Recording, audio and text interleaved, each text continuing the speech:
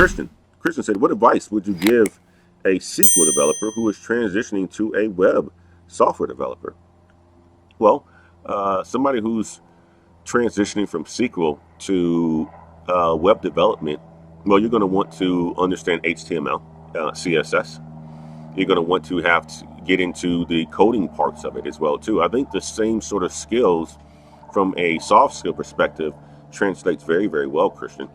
It's just the hard skills. Those are different things that you're going to have to learn. You're going to have to learn HTML. You're going to have to learn CSS.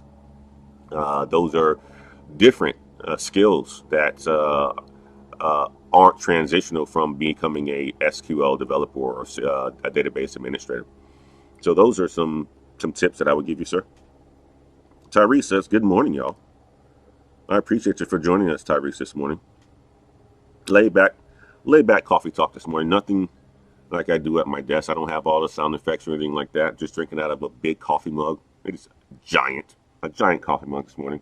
So one of the things you also want to do too is, and I mentioned this earlier, was to put the right words into people's mouths, guys. And it's important to put the right words in people's mouths. And I use the example of blind guy, their wife, his life, right? One of the things that I do on this channel all the time is to talk about the things that I like. I talk about the cigars, the wine, but I also talk about being an asset millionaire, right? Of owning $1.4 million in real estate with 11 units and so forth.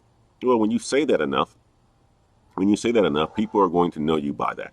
And that's putting the right words in people's mouths. So when they get an opportunity to introduce you, they know what to say about you. And it's the latest and greatest and so forth, right? So one of the things in corporate America, I've seen this happen before because it's happened to me before. You know, I've had somebody come and introduce me on stage and they thought they had the latest and greatest information. They were talking about a project that I did 3 years ago, to where I had to get on stage and not do damage control, but I had to get on stage and really talk about the latest and greatest successes that I've had. And I fault myself a lot of the times for that as well too, because I should have made sure that they knew about the latest and greatest stuff that I was working on. I even had to move out of a different department than this person introduced me in. He was introduced me into a support organization, but at this point in time, I was already in the sales organization, right? So it's your responsibility to make sure that you're putting the right words in people's mouths, and that's how people get a good perception about you as well too. So, you know, when you're talking to your friends or you're talking to people in the company, again, just say what you're doing quickly, say what you're working on and so forth, and they're going to have the latest and greatest information. And therefore, when they come and are able to speak about you, they're going to talk about the latest and greatest information that they have about you, right? So it's no different than me talking about, you know, me being a millionaire and so forth, and blind guy, his wife, their life, introduced me as that on their channel when we had the show the other day. That's putting the right words in people's mouths, guys.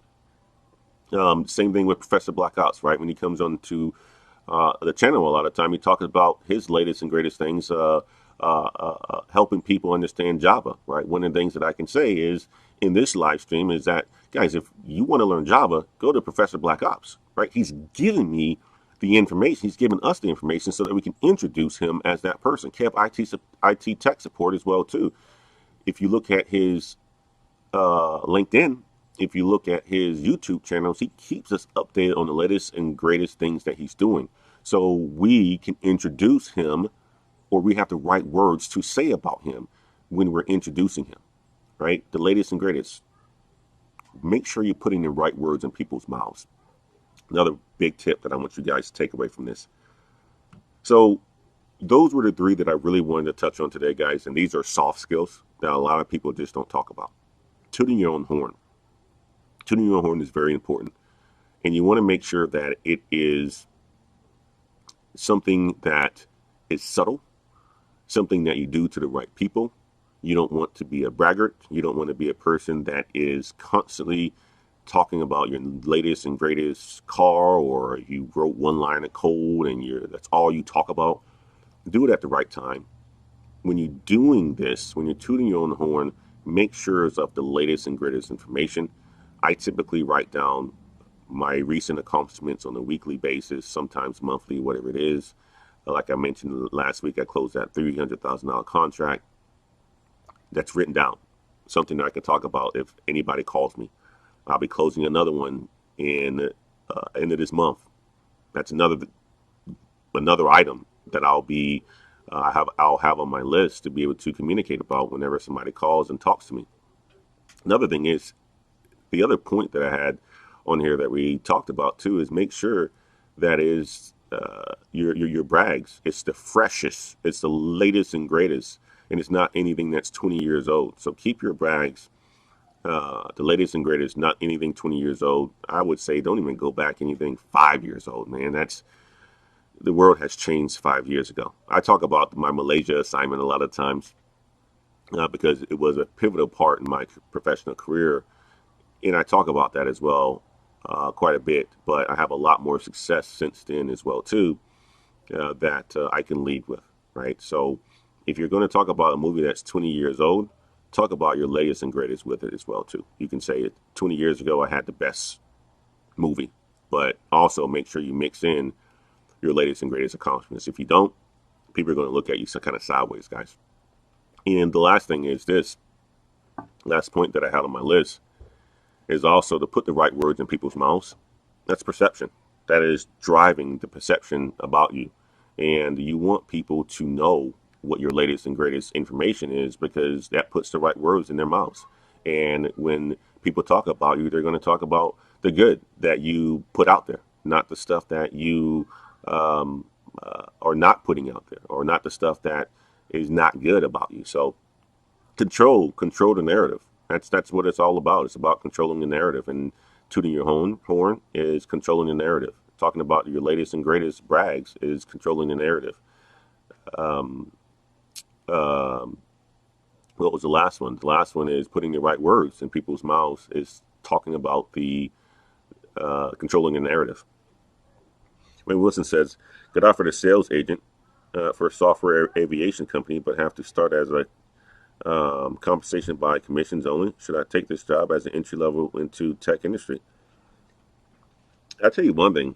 If you wanted to do that early, Wayne, especially now since you're in college and it's commission only, I say the skills that you're going to learn by taking a risk, by going into sales, is going to benefit you for the rest of your career. The skills that you're going to learn by going into sales, especially with it being commissions only, is going to help you throughout your career. It's going to create a level of tenacity because you're going to have to hunt every single thing that you eat. And tech sales isn't always like that. Tech sales, a lot of times, because the software, the sales cycles are so long, you get a nice salary, a base salary while you're in tech sales.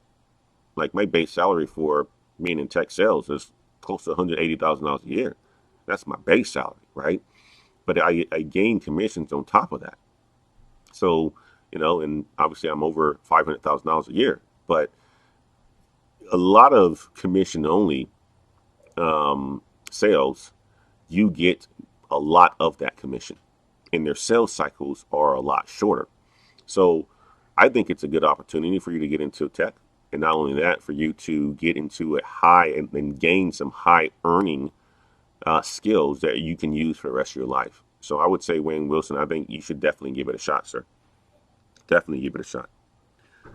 Amar Rexy says, just changed my major from marketing to MIS. Unfortunately, there isn't many videos MIS besides yours, so appreciate you. Any advice for black women going into tech? I would say this, Amar. The advice, I can't, as an African-American male, what I would say is, for anybody going into tech, just always be up to learning. That's the biggest thing, is constantly look to learn. Look and try to find somebody who is a mentor, who you identify with. They don't have to be the exact same color as you. They can be somebody who you just admire, somebody who's a role model. And we talked about that yesterday into the chat, yesterday's live stream, Coffee Talk. Try to find a role model, a mentor, because they're going to be able to help give you some guidance, especially with black women in tech, because you don't find a lot of black women in tech. I think you find more black women than you do find black men in tech, though. So Try to find a role model, a mentor. They're going to be able to help give you some guidance, and they could be black or they could be of other ethnicities, but somebody who you really admire. And make sure that you have a mentor and you seek that. It's very important. And I talked about how important it was in yesterday's live stream. And you want to find somebody who, if you're working in a company, especially in a tech, that can help you get to those positions of power and can guide you and help navigate your career paths, and for you to avoid some of the obstacles that you're going to face within the tech career. So constantly learn,